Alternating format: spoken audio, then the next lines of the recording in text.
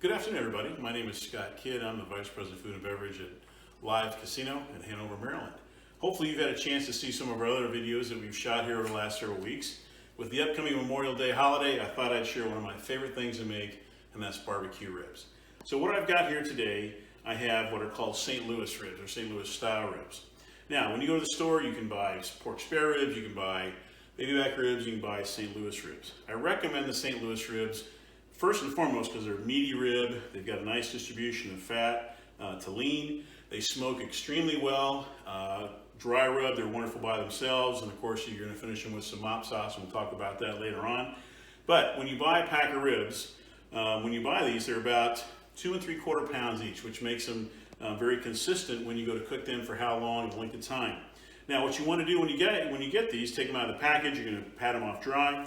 You're going to skin the ribs, and so when I say skin the ribs, on the underside of the ribs, you've got a membrane, and you can see here I've peeled up a little bit of this membrane here. And you want to take your knife and you want to ease it back, and you're going to pull this membrane off. And it's important that you do this because you're going to get a much better at eating a rib than if you had left this on here. You can see here it just kind of pulls right off. We're just going to take it right off all the way here. We're going to discard this. There's no reason to keep this. All right. Now you can see here I've got a little bit of flap here. You know, these ribs, this is kind of how they come.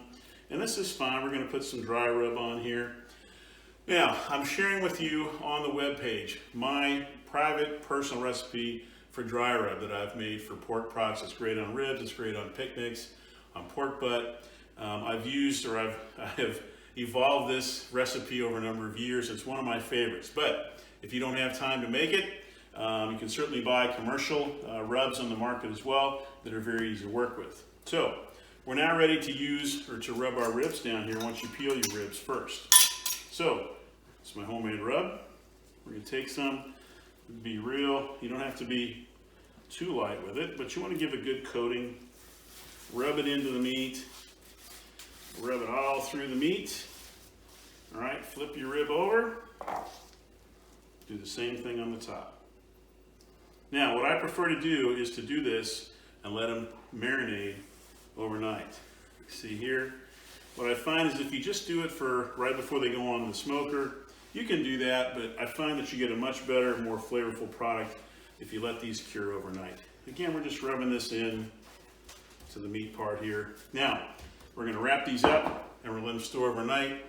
Tomorrow, we're going to put them on our pellet smoker, and I'll talk about types of pellets, types of wood, types of smokers as well, and we'll talk about sauce then. All right, see you tomorrow.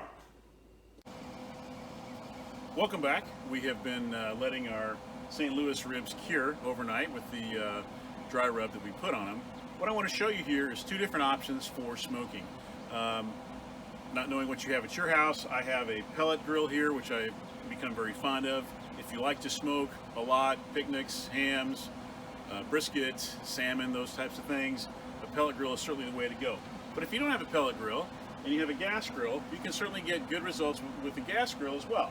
What you're going to do is you're going to make smoker bags, all right, basically foil that's filled with wood chips that have been soaked in water for about half an hour. And you're making several of those bags, you change them out every hour. Again, you're going to look at your temperature. Time and temperature are what make great barbecue. And in this case, for our ribs, we're going to be putting these on the grill here in just a moment. You're looking at about 225 to 240 degrees for about 4 hours. All right, you'll get great results with that. And we're going to put these on right now and get these going.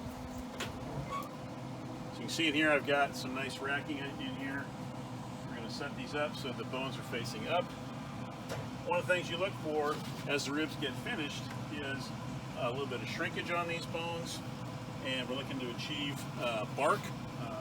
Obviously the color of the meat's going to change with the smoke, and you get that nice bark texture to it without overcooking it.